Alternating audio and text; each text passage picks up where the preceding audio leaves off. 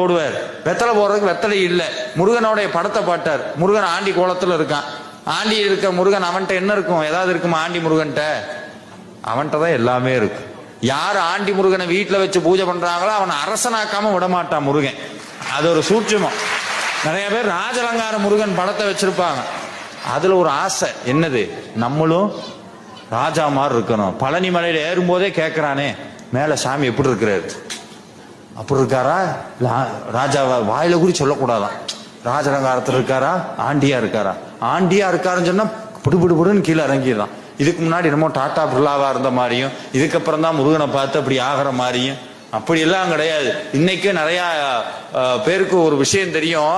நகரத்தார்னு ஒரு சமூகம் இருக்கிறாங்க. இன்னைக்கு வெளிநாட்டில் இருக்க பெரும்பான்மையான முருகன் கோவிலை கட்டினது பூரா அவங்க தான்.